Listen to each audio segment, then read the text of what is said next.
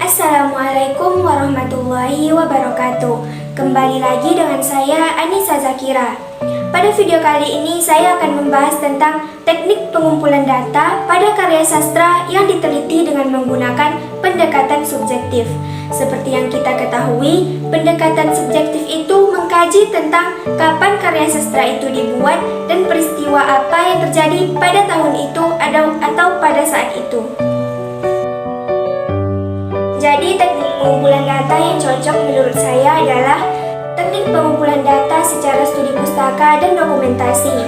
Nah, pada video kali ini saya akan membahas tentang teknik pengumpulan data secara dokumentasi dan studi pustaka pada puisi Chairil Anwar yang berjudul Karawang Bekasi yang ditulis pada tahun 1947 lalu.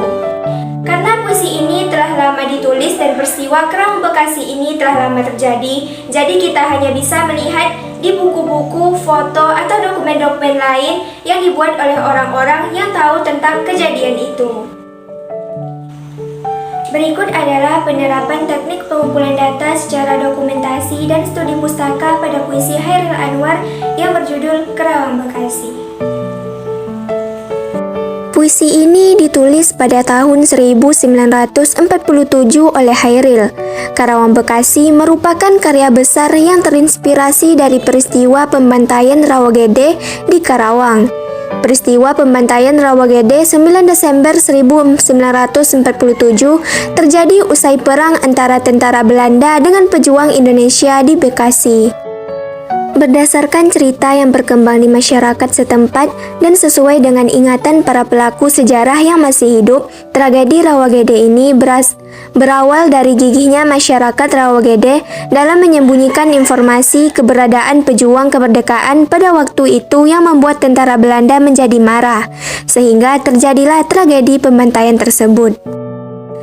Keserakahan Belanda untuk menguasai Indonesia meski proklamasi telah didengungkan pada tanggal 17 Agustus 1945 membuat mereka kembali dengan melakukan agresi militer satu. Belanda melakukan agresi militer satu dengan tujuan politik yaitu mengepung ibu kota Republik Indonesia dan menghapus kedaulatan Republik Indonesia, dan tujuan ekonomi yaitu merebut pusat-pusat penghasilan makanan dan bahan ekspor, termasuk juga daerah Karawang dan Bekasi. Sedangkan dari sisi militer, mereka hendak menghancurkan Tentara Nasional Indonesia dengan Karawang Bekasi yang merupakan lokasi markas gabungan Laskar para Pejuang.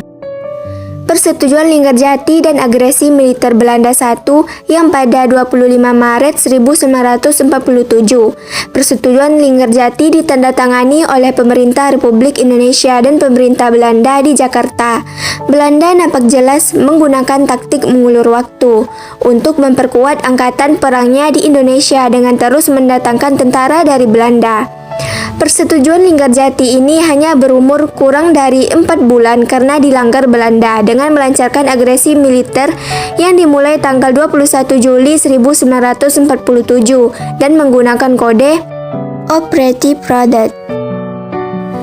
Peristiwa Rawagede terjadi pada tanggal 9 Desember 1947, tepat saat agresi Belanda I yang telah dilancarkan mulai 21 Juli 1947. Ketika itu, pasukan Belanda berhasil membantai 431 jiwa penduduk desa Rawagede yang berada antara Karawang sampai Bekasi, Jawa Barat. Saat pasukan Belanda menyerbu Bekasi, rakyat mengungsi ke arah Karawang, dan di sepanjang Karawang sampai Bekasi timbul pertempuran yang mengakibatkan ratusan jiwa melayang di kalangan rakyat penduduk desa Rawagede. Sekian dari saya, semoga teman-teman semua dapat mengerti apa yang saya sampaikan. Lebih kurang saya mohon maaf. Assalamualaikum warahmatullahi wabarakatuh.